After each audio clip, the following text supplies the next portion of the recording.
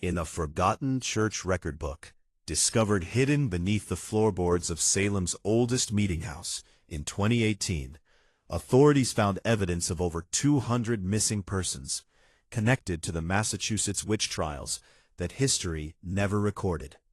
The names, meticulously documented in the private ledger of Salem's most powerful family, revealed execution dates, property valuations, and chilling notations like acquisition complete beside each victim. While history recalls 19 official Salem executions, this document suggests the true number approached 237, with most victims erased from public record through strategic record-keeping. Even more disturbing, each disappeared person's property was systematically transferred to the same three men: Judge Ezekiel Blackwell, Reverend Nathaniel Blackwell, and Sheriff Josiah Blackwell, three brothers whose descendants still own over 40% of Salem's historic district today.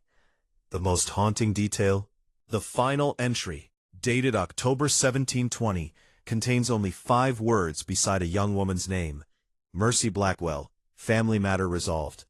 Before we continue with the story of the Blackwell dynasty and their reign of terror, I must point out that this channel isn't for everyone. Only those brave enough to face history's darkest truths should continue watching.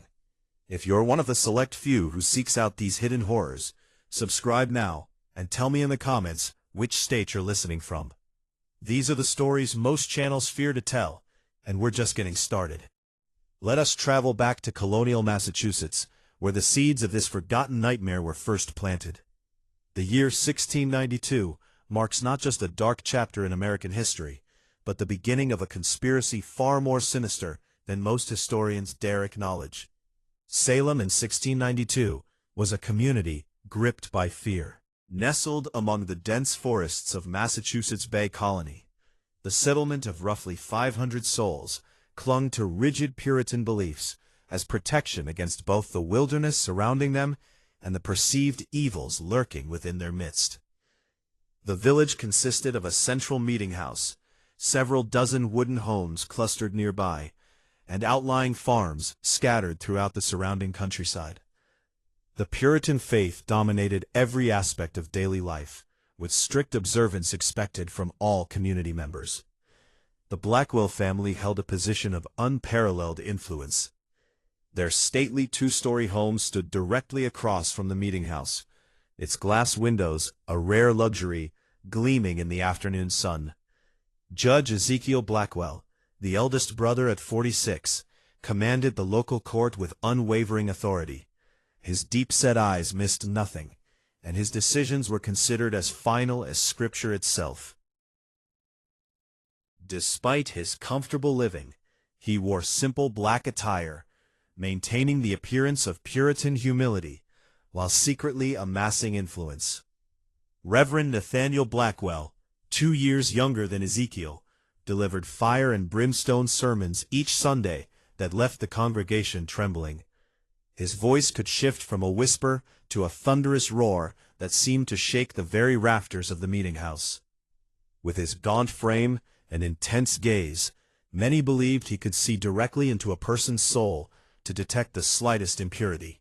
Sheriff Josiah Blackwell, the youngest brother at 41, enforced the laws his brothers established and interpreted. A powerfully built man with a perpetual frown, he carried a distinctive carved walking stick that many claimed had broken more bones than any other weapon in Essex County. Together, these 3 men controlled every aspect of Salem's governance, spiritual guidance, and law enforcement. But Salem was changing.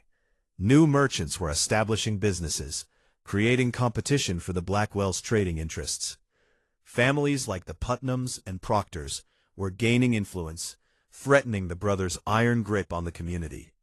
Something needed to be done to maintain their position, and the first whispers of witchcraft provided the perfect opportunity. The winter of 1691 to 1692 had been unusually harsh. Food stores ran low, illness spread through cramped households, and tensions rose as families struggled to survive until spring. In the Reverend Blackwell's home, His 16-year-old niece, Mercy, observed the growing anxiety with quiet concern. The daughter of Ezekiel, she had been raised in her uncle's home after her mother's death in childbirth, receiving an education unusual for a young woman of the time. Mercy could read and write not only English, but also some Latin, skills she employed keeping records for her uncle's church. With her copper-colored hair always carefully covered by her cap, as Puritan modesty demanded, and thoughtful gray eyes, Mercy moved through Salem like a quiet shadow, observing much but speaking little. She dutifully recorded baptisms, marriages, and deaths in the church ledger, never questioning why her uncle sometimes instructed her to make entries in a separate, smaller book that he kept locked in his personal desk. At night, she would often hear her father and uncles talking in hushed tones in her uncle's study, their voices occasionally rising in what sounded like excited planning, before falling silent when anyone approached. On a bitter February evening, as Mercy carried firewood to her uncle's study, she paused outside the door, hearing her father's voice raised in unusual animation. "The Porter widow's land adjoins the river access we need. With her husband gone, she'll never maintain it properly," Ezekiel was saying.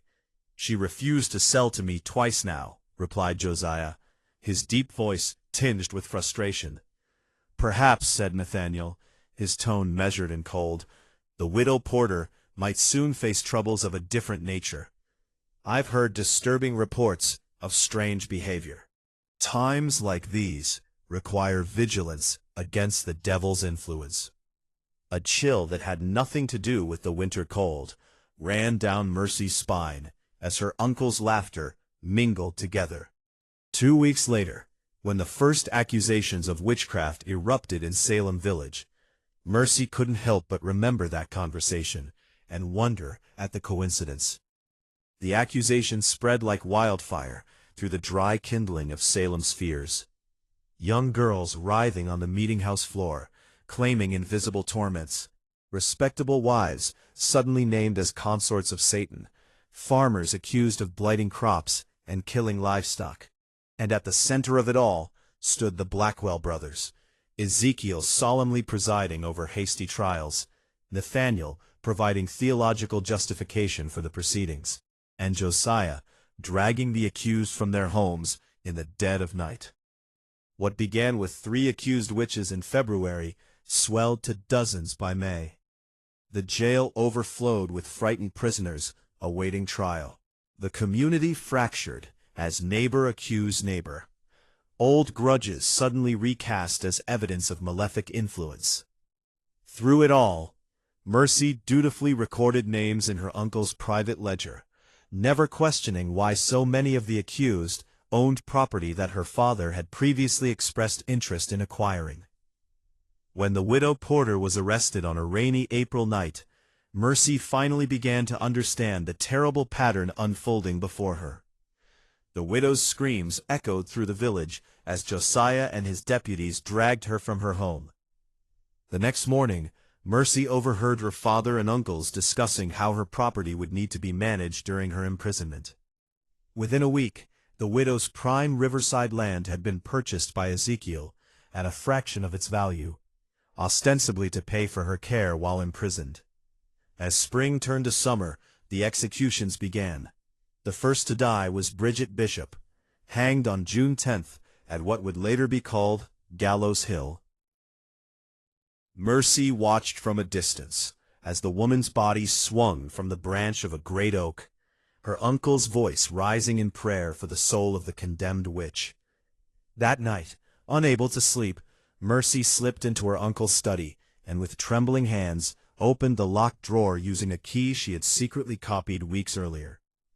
In the dim light of a single candle, she opened the leather-bound ledger and began to read. What she found turned her blood to ice. The book contained not only the names of the accused and their supposed crimes, but detailed inventories of their properties, debts, and assets. Beside each entry, notations showed how these holdings had been, or would be, acquired by the Blackwell brothers at severely reduced prices. Most disturbing were the names, dozens of them, that Mercy had never heard mentioned in the public trials. Names followed by dates of execution, and the simple phrase, "matter concluded," or "acquisition complete." If what she read was true, her father and uncles had not only manipulated the witch panic for financial gain, but had conducted secret executions of people who were never officially charged. Their disappearances attributed to flight or abandonment of the community. The official count of witch trial victims, which would eventually reach 19 in the public record, was dwarfed by the true number recorded in this hidden ledger.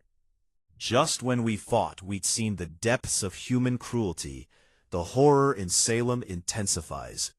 If this story is giving you chills, share this video with a friend who loves dark historical mysteries. Hit that like button to support our quest for truth. And don't forget to subscribe to never miss stories like this. Let's discover together what happens next as Mercy Blackwell's world unravels around her. The summer of 1692 brought no relief to Salem. As the humid air hung heavy over the settlement, the stench of fear and suspicion was even thicker. Trials continued at a frantic pace, with Judge Ezekiel Blackwell presiding over hearings that rarely lasted more than an hour before guilty verdicts were pronounced. The accused were given a simple choice: confess and implicate others, or maintain innocence and face execution. Mercy watched with growing horror as more and more names filled the pages of her uncle's secret ledger. The pattern became unmistakable. Those who owned valuable property or had opposed Blackwell family interests were disproportionately targeted. Even more disturbing were the private examinations conducted in the basement of the Blackwell home, where Sheriff Josiah employed methods to extract confessions that left prisoners with broken fingers, dislocated joints, and sometimes much worse. On a particularly oppressive July evening, Mercy was instructed to bring refreshments to her father and uncles in the basement. Descending the narrow stairs, the bitter smell of copper and sweat assaulted her senses before she could see what awaited her. In the dim lantern light, she discovered Goodman Thomas Putnam, a prosperous farmer who had refused to sell his mill to Ezekiel, strapped to a chair, his face nearly unrecognizable from the beating he had endured. His fingers splayed at unnatural angles where they had been systematically broken. "Ah, Mercy, just in time," her father said casually, taking the tray from her trembling hands.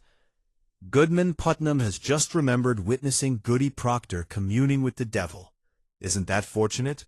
Putnam's eyes, swollen nearly shut, found Mercy's across the room. "They made me say it," he whispered. "God forgive me, they made me say it." Sheriff Josiah's walking stick cracked across Putnam's jaw with sickening force.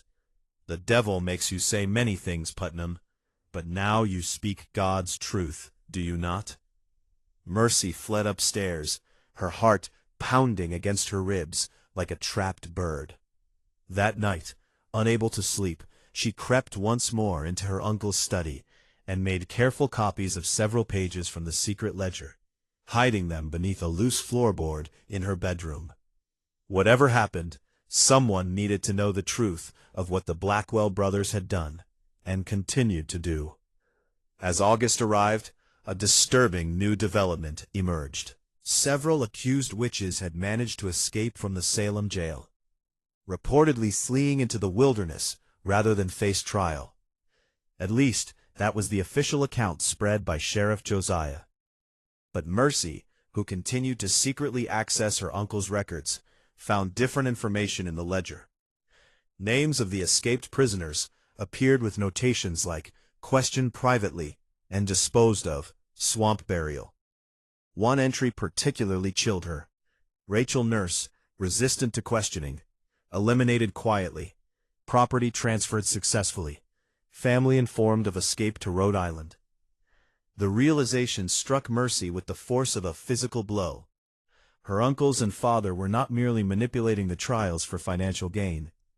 They were murdering those who resisted their schemes and disposing of the bodies in secret. The official witch trial executions were only the public face of a much larger, more sinister operation.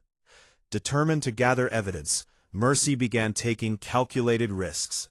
She volunteered to deliver food to the prisoners in the Salem jail, smuggling in small scraps of paper and charcoal so they could write testimonies about their treatment. She quietly approached relatives of the escaped prisoners, asking innocent-seeming questions about whether they had received any word from their missing loved ones. Most tellingly, she began creating her own ledger, documenting the growing web of properties acquired by their family through the trials. By September, the Blackwell brothers had accumulated substantial holdings throughout Essex County. Judge Ezekiel now owned 3 mills, extensive farmland, and several commercial buildings in Salem town. Reverend Nathaniel had acquired 2 rival churches' properties and the land surrounding them.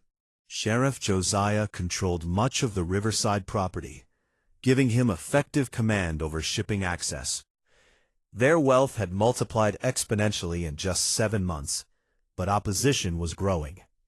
Cotton Mather, an influential minister from Boston, had written expressing concerns about the evidence being accepted in the Salem trials. Several prominent citizens had begun to question the proceedings, particularly after respected community members like Rebecca Nurse and John Proctor were executed despite character testimonies in their favor. Sensing the changing tide, the Blackwell brothers accelerated their efforts.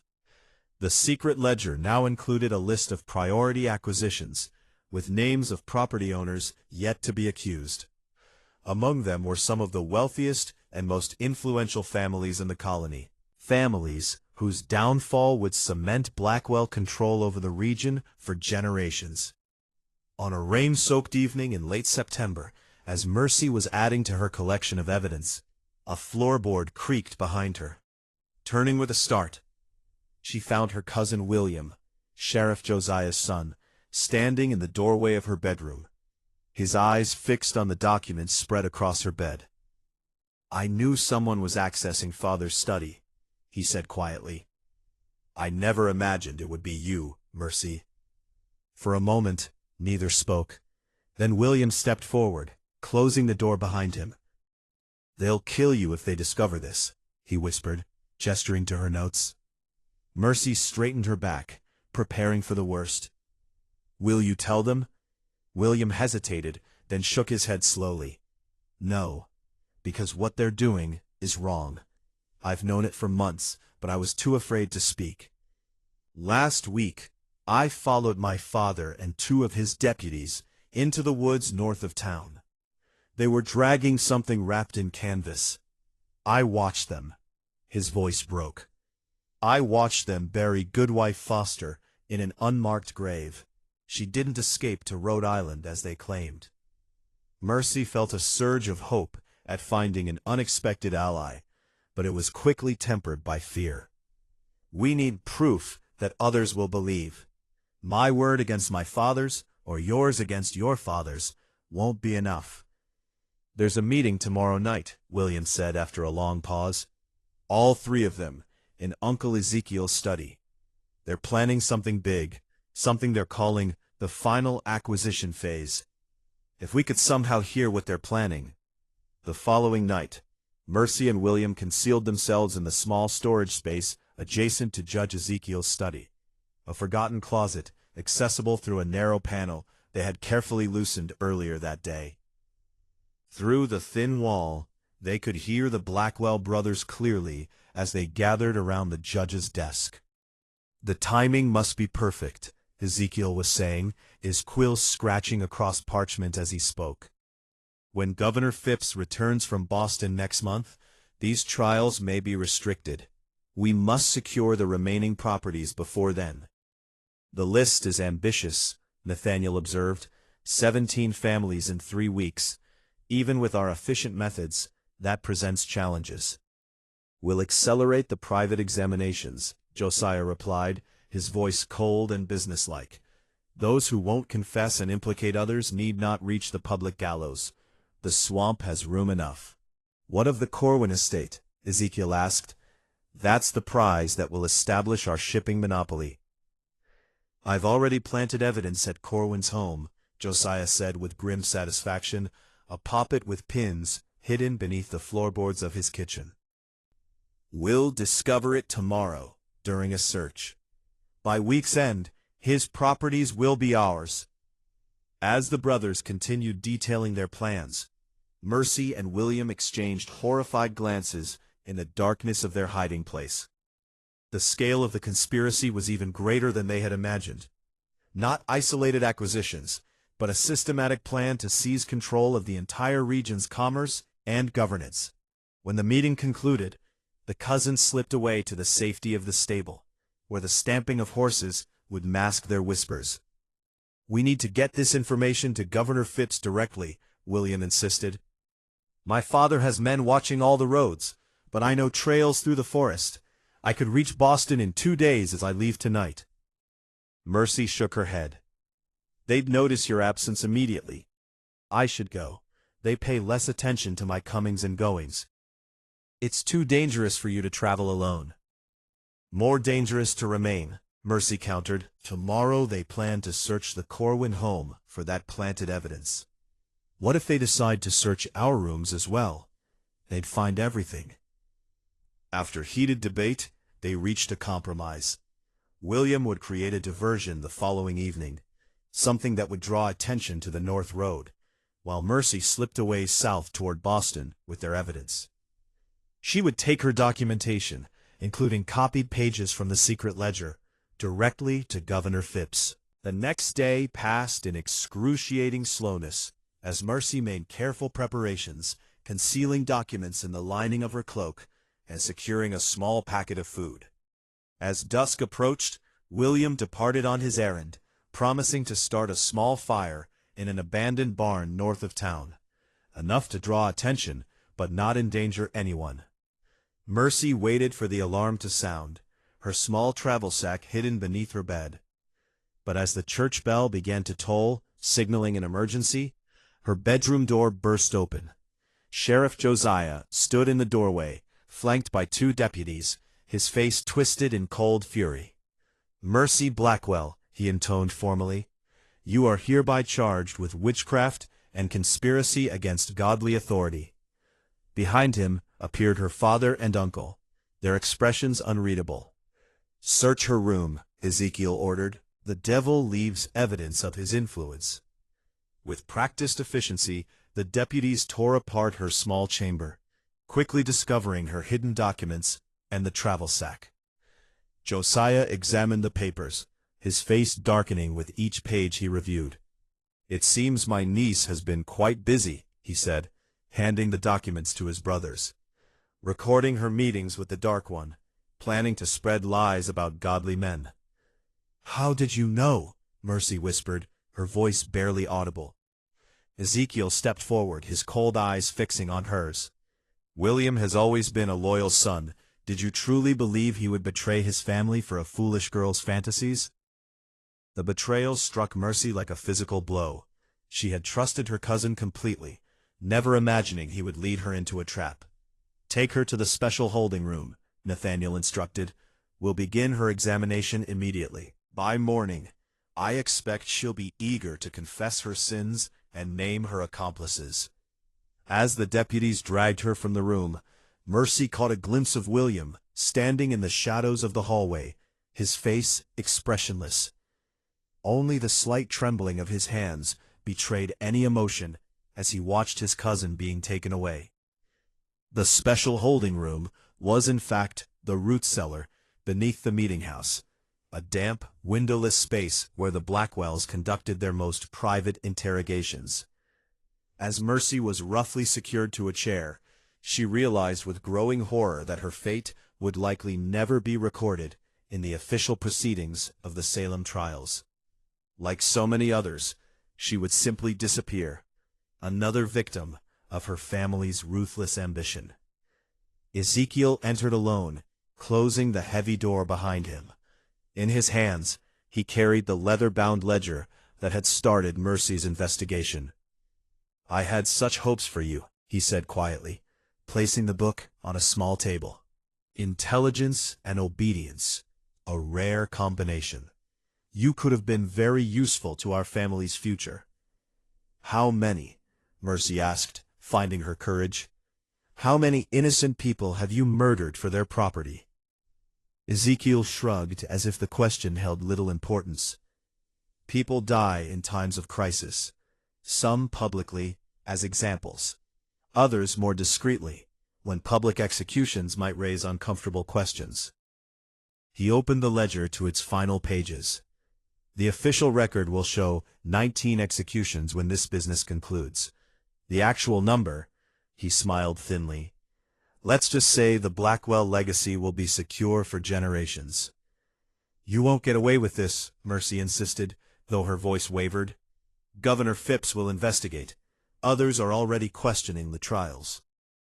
By the time any investigation occurs, evidence will be scarce and witnesses scarcer still. Ezekiel picked up a quill and dipped it in ink.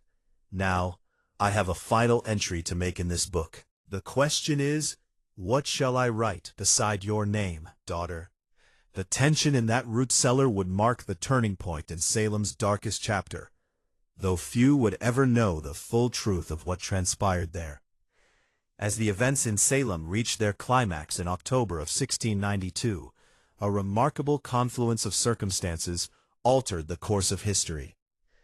Governor William Phipps, returning early from Boston, issued a proclamation forbidding further arrests based on spectral evidence.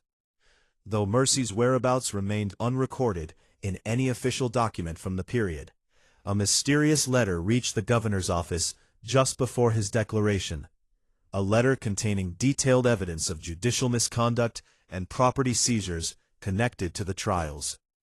The turning point came on October 29, 1692, when the Blackwell brothers' private ledger was discovered by colonial officials during an unannounced inspection of court records.